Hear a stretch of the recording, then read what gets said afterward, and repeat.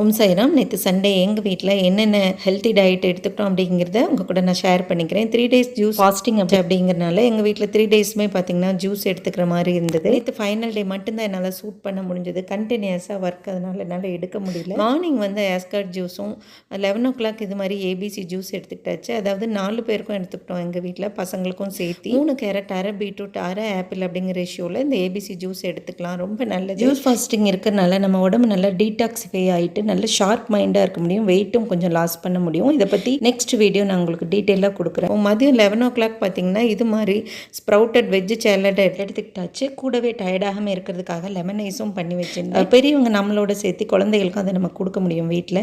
இது தவிர 1 o'clock smoothie, அதாவது முலாம்பழம் ஸ்மூத்தி பண்ணி கொடுத்தாச்சு.